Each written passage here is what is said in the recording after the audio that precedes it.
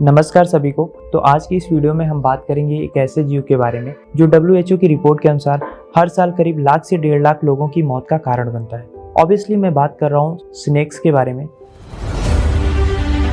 तो आज की इस वीडियो में मैं आपको एक्सप्लेन करूंगा कि आखिर सांप इतने जहरीले कैसे होते हैं। जहाँ एक तरफ हम देखते हैं कि कुछ सांप बहुत ज़्यादा जहरीले होते हैं, वहीं दूसरी तरफ हम देखते हैं कि कुछ सांपों में जहर उतना जहरीला नहीं होता है और जानलेवा भी नहीं होता है। तो हम समझेंगे इतनी वैरायटीज़ कैसे पाई जाती है, उसकी वजह क्या है। और दूसरी बात, शायद आपने ये सुना हो कि सांप की जो जहर की दवा होती है, जो विषरोधी दवा होती है, वो खुद सांप के जहर से बनाई जाती है। तो उसका प्रोसेस क्या है, कैसे वो चीज़ें बनती हैं, सांप ने कैसे इतना ज़्यादा अपने आप को इवॉल्व किया है, इन सारी चीज़ों को और बहुत कुछ मैं आपको एक्सप्लेन करूंगा सांप के बारे में। तो चलिए वीडियो स्टार्ट करते हैं। देखो, सांपों के अंदर जो वेनम पाया जाता है, जो जहर पाया जाता है, वो बेसिकली एक तरह का सलाइवा होता है। जैसे हम ह्यूमंस के अंदर लार पाई जाती हैं और उन लार का काम क्या होता है, जो भोजन को गलाती हैं, भोजन को पचाने का काम करती हैं। उसी तरह जो जहर होता है वो सांपों के लिए एक तरह का लार होता है, जो शिकार को पकड़ने और उसको पचाने में सांपों की बहुत ज़्यादा हेल्प करता है। अब क्योंकि दुनिया में बहुत सारी सांपों की प्रजातियां पाई जाती हैं और हर प्रजाति के पास डिफरेंट टाइप का जहर होता है, और वो जहर इतना अलग इसलिए होता है एक दूसरे से क्योंकि वो डिपेंड करता है काफी हद तक कि जो सांप है वो किस एनवायरनमेंट में रह रहा है, उसका प्राइम शिकार कौन सा है। इस हिसाब से ही उनकी बॉडी जो है उस जहर को इवॉल्व करती है। देखो, ओरिजिनली अगर आप सांपों के मुंह के स्ट्रक्चर को ध्यान से देखो तो आपको ये जानने को मिलेगा कि जो ज्यादातर सांप हैं उनमें जो जहर का दांत होता है वो पीछे की तरफ होता है, क्योंकि जहर वाली जो ग्रंथि होती है जिसमें से जहर आता है वो भी पीछे की तरफ होता है, आंख के बिल्कुल पीछे। तो वहां से जो सबसे छोटी डिस्टेंस होती है, वहीं से दांत के सहारे रिसाव करते हुए जब सांप अपने शिकार को बाइट करता है तो जहर बाहर आता है। लेकिन सांप की कुछ ऐसी भी प्रजातियां हैं जिनमें इस जहर के दांत में काफी इवोल्यूशनरी परिवर्तन हुए। कुछ सांपों में ये जहर का दांत समय के साथ साथ आगे आ चुका है और इससे उन्हें अपने शिकार को पकड़ने में आसानी और जल्दी होती है।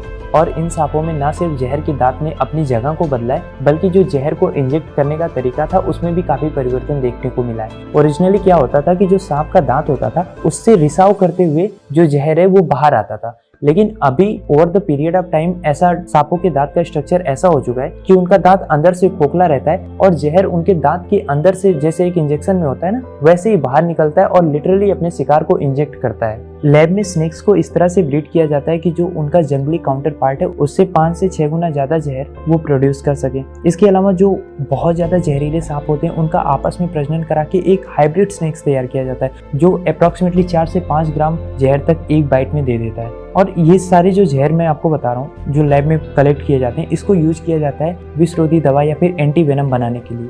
और अगर हम जहर की लिथैलिटी की बात करें तो किंग कोबरा की एक बाइट से एक बार में करीब 13,000 से ज्यादा चूहों की जान जा सकती है, या फिर दूसरे शब्दों में एक किंग कोबरा की बाइट में इतना जहर होता है कि वो 4 एडल्ट ह्यूमन बीइंग की जान ले सकता है। इस हिसाब से अगर मैं बात करूं तो दुनिया का जो सबसे खतरनाक सांप है वो आपको ऑस्ट्रेलिया में मिलेगा, जिसका नाम है इनलैंड टाइपन, जिसकी एक बाइट एक बार में करीब 5 लाख चूहों को या फिर आप कह सकते हो कि 100 ह्यूमंस की जान ले सकता है। ये सांप देखने में तो किंग कोबरा से बहुत छोटा होता है, पर इसका जहर उससे कई गुना ज्यादा डेडली होता है। Over the period of time snakes ने अपने वेनम को अपनी आवश्यकता के अनुसार, अपने शिकार के अनुसार डेवलप किया है, इवॉल्व किया है। और सिर्फ सांपों ने ही नहीं, उनके जो प्रे है ना, उनके जो शिकार हैं, उन्होंने भी अपने अंदर इम्यूनिटी और रेजिस्टेंस को इवॉल्व किया है। जैसे आप हनी बैजर की बात करो, ये किंग कोबरा से बिल्कुल इम्यून है, यानी कि किंग कोबरा अगर इसको काटता है तो इसे कुछ नहीं होने वाला, क्योंकि ये जानवर पीढ़ियों से किंग कोबरा के संपर्क में रहा है। तो उसके जहर के प्रति इसकी बॉडी ने ना एक इम्यूनिटी को, एक रेजिस्टेंस को मेंटेन कर लिया है। और वैसे भी सांप की एक बाइट कितनी लीथल होगी या कितनी जहरीली होगी, ये डिपेंड करता है कि वो सांप कौन सा है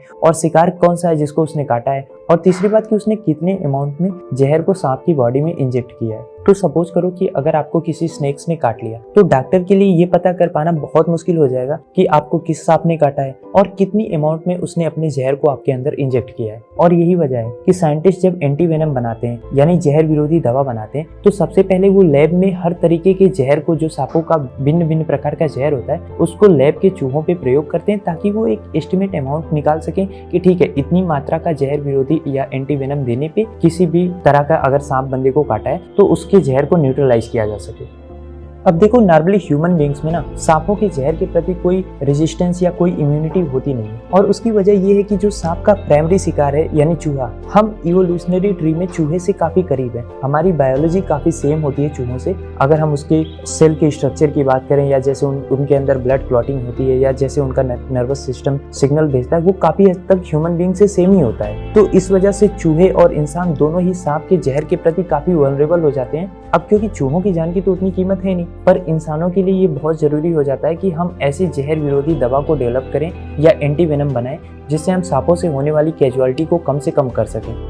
कुछ बीमारियां ऐसी होती हैं जो हमारी बॉडी के एक पर्टिकुलर पार्ट पे अपना इफेक्ट डालती हैं, वहीं दूसरी ओर कुछ बीमारियां ऐसी होती हैं जो हमारे बॉडी की पूरी फंक्शनलिटी को ही प्रभावित करती हैं, उस पर अपना निगेटिव इम्पैक्ट डालती हैं और शरीर का कोई भी ऐसा अंग नहीं होता जो उनसे अछूता रह जाए। तो ऐसी जो बीमारियां होती हैं उनको हम काफ़ी लीथल मानते हैं, उनको हम काफ़ी खतरनाक मानते हैं। तो जो स्नेक का वेनम होता है ना, जो सांप का जहर होता है, वो भी इसी तरह का एक खतरनाक बीमारी होता है, क्योंकि जब सांप एक ह्यूमन बॉडी को बाइट करता है तो वो किसी एक पर्टिकुलर पार्ट को डिस्ट्रॉय नहीं करता, बल्कि वो हर तरीके से आप ये समझ लो कि इंसान को खत्म करने की ही कोशिश करता है। वो आपके नर्वस सिस्टम को डैमेज कर देगा, आपके ब्रेन को डैमेज कर देगा, आप में खून का थक्का नहीं बनने देगा, जिसके कारण इंटरनल ब्लीडिंग की भी समस्या हो जाती है। इसके अलावा शरीर की हर सेल पे अटैक करना, उनको मारना, जिससे बॉडी में बड़े बड़े छाले के आकार के ब्लिस्टर दिखाई देते हैं, और इन सब के अलावा जो मसल्स होते हैं उनको डिस्ट्रॉय करके इंसान को लकवा भी मार देता है। तो कुल मिला के कहना मैं ये चाह रहा हूँ कि जब एक स्नेक इंसान को बाइट करता है तो उसका जहर हर तरीके से इंसान की बॉडी के हर पार्ट को डिस्ट्रॉय करने की कोशिश करता है, और ऐसे में इंसान का ट्रीटमेंट बहुत मुश्किल हो जाता है, और इसलिए यहाँ पे एंटीवेनम या जहर प्रतिरोधी दवा का महत्व बढ़ जाता है। तो अगर हम एंटीवेनम के ओरिजिन की बात करें तो इसका इतिहास बहुत ज़्यादा पुराना है। एक्चुअली होता क्या था कि जो पहले लोकल सपेरे हुआ करते थे, क्योंकि उनकी रोजी रोटी में बहुत बड़ी भूमिका सांपों की होती थी, तो उनकी दिनचर्या जो होती थी उसमें सांपों की इन्वॉल्वमेंट बहुत ज़्यादा होती थी। तो ऐसे में कॉन्स्टेंटली ये खतरा बना होता था कि अगर एक्सीडेंटली किसी सांप ने किसी सपेरे को काट लिया तो वो तो फिर वर्स्ट केस सिनेरियो हो जाएगा। तो उसको एवॉइड करने के लिए लोकल लेवल पर सपेरों ने एक तरकीब निजात की। वो करते क्या थे कि बेसिकली अपने सांपों के जहर का हल्का हल्का अंश अपनी बॉडी में इंजेक्ट किया करते थे, और ये काम वो जानबूझ के करते थे। जैसे टैटू नहीं बनाया जाता, वैसे वो पिन के द्वारा हल्का हल्का जहर अपनी बॉडी में समय समय पे इंजेक्ट किया करते थे। और ऐसे में उन्होंने ये चीज नोटिस की, जो सपेरा एक लंबे समय तक अपनी बॉडी में जहर के थोड़े थोड़े अंश को लेता है, अगर एक्सीडेंटली उसे किसी सांप ने बाइट कर लिया तो उसके ऊपर उस सांप के जहर का उतना बुरा असर नहीं होता, और न ही वो उतना सीवियर सिम्टम दिखाना शुरू करता है। तो भले ही सपेरों को इसका साइंटिफिक रीजन ना पता हो, पर उन्होंने एक तरकीब तो निजात कर ली थी, और यही तरकीब जब आगे चल के अपना साइंटिफिक रूप लेती है, लैब में काफी प्रयोगों द्वारा बाहर आती है, तो फिर ऑब्वियसली एंटीवेनम का जन्म होता है। और आपने कभी न कभी शायद कहानियों में विष कन्या का नाम सुना हो, उनके साथ भी कुछ ऐसा ही रोल होता था, पर उनका ऑब्जेक्टिव सपेरों से काफी हटके होता था।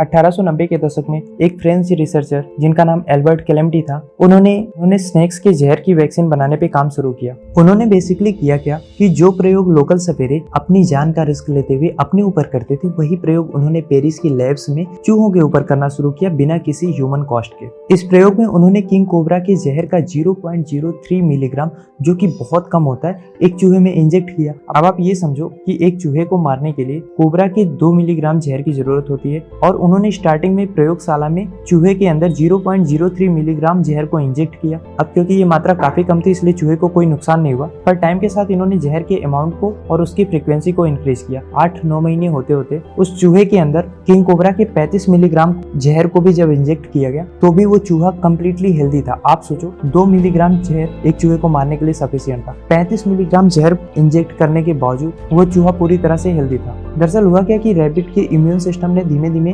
कोबरा के जहर के लिए एंटीबॉडी को डेवलप कर लिया था, और जब जहर की मात्रा को बढ़ाया गया तो भी चूहे की एंटीबॉडी ने उस जहर को न्यूट्रलाइज कर दिया। तो इस प्रयोग से एक बात तो कंफर्म हो गया कि जिस तरह से पोलियो का या चिकन पॉक्स का वैक्सीन बनाया जा सकता है, उसी तरह से सांपों के जहर का भी वैक्सीन बनाया जा सकता है। पर यहाँ पे एक कैच था। प्रॉब्लम दरअसल ये थी कि सांपों की इतनी सारी वेराइटीज होती हैं, तो हर जहर के लिए एक पर्टिकुलर वैक्सीन बनाना ऑलमोस्ट इम्पॉसिबल था। इसलिए बेटर ऑप्शन ये होता कि एंटीबॉडी को सांप के काटने के बाद दिया जाए, ना कि वैक्सीन के रूप में हर इंसान को पहले से लगाया जाए, क्योंकि अगर ऐसा किया जाता है तो एक इंसान को ना जाने कितनी सारी वैक्सीन एडवांस में लगानी होगी। और उस प्रयोग को जब एक स्टेप आगे ले जाया गया तो वो जो जहर को रजिस्ट करने वाला माइस था, उसके ब्लड को निकाल के उसमें से सीरम को अलग करके, जिसमें एंटीबॉडी होती है, उसको दूसरे चूहे में इंजेक्ट कर दिया गया। और उसके बाद उस नए चूहे की बॉडी में कोबरा के जहर को इंजेक्ट किया गया, फिर भी वो चूहा पूरी तरह से हेल्दी था। तो बेसिकली क्या हुआ कि इम्यूनिटी को एक चूहे से दूसरे चूहे में ट्रांसफर कर दिया गया। तो इस तरह से फ्रांस में ऑफिशियली पहला एंटीवेनम बना। तो आज की डेट में भी प्रीटी मच ऐसे ही एंटीवेनम को या फिर विष रोधी दवाओं को बनाया जाता है। जो स्नेक्स के बड़े बड़े पार्क होते हैं या लैब होते हैं, उनमें पहले वेनम को कलेक्ट किया जाता है, ठीक है। सांपों में से जहर को निकाला जाता है, फिर उसको फ्रीज किया जाता है और उसके बाद जो उसमें जहर की मात्रा है उसको डाइल्यूट किया जाता है और उसके बाद उसको डोनर एनिमल जो होता है उसमें लगाया जाता है। यूजुअली इसके लिए डोनर एनिमल के रूप में घोड़े का प्रयोग किया जाता है। घोड़े का प्रयोग इसलिए किया जाता है क्योंकि इसकी जो बायोलॉजिकल बनावट है वो काफी हद तक ह्यूमन के सिमिलर है। और चूहे को प्रयोग में इसलिए नहीं लिया जाता क्योंकि चूहे का साइज बहुत छोटा होता है। अगर हम एंटीवेनम को चूहे के थ्रू बनाएंगे तो हमें बहुत ज्यादा चूहों की जरूरत पड़ेगी और उससे बहुत थोड़ी मात्रा में एंटीवेनम बनेगा। इसलिए हम साइज में बड़े होने की वजह से और ह्यूमन से बायोलॉजिकल सिमिलरिटी दिखाने की वजह से हम जो एंटीवेनम बनाते हैं वो हॉर्स के थ्रू बनाते हैं। तो जैसे चूहे पे प्रयोग किया गया था वैसे ही घोड़े में जहर की थोड़ी थोड़ी मात्रा इंजेक्ट की जाती है, जिससे घोड़े का जो इम्यून सिस्टम होता है वो जहर से लड़ने के लिए एंटीबॉडी को डेवलप कर देता है। और जब घोड़ा जहर से पूरी तरह से इम्यून हो जाता है तो उसके ब्लड को निकाल के उसमें से एंटीबॉडी को अलग कर लिया जाता है। अब क्योंकि हॉर्स और ह्यूमन द्वारा जो प्रोड्यूस की गई एंटीबॉडी होती है वो काफी हद तक सिमिलर होती है, तो ये आपस में जुड़ के जो भी टॉक्सिक कंपाउंड होते हैं उसको न्यूट्रलाइज कर देता है। तो उम्मीद करता हूँ आपको ये समझ में आ गया होगा कि सांप जहर बेसिकली क्यों और कैसे बनाते हैं और फिर हम इंसान उस जहर की काट कैसे बनाते हैं।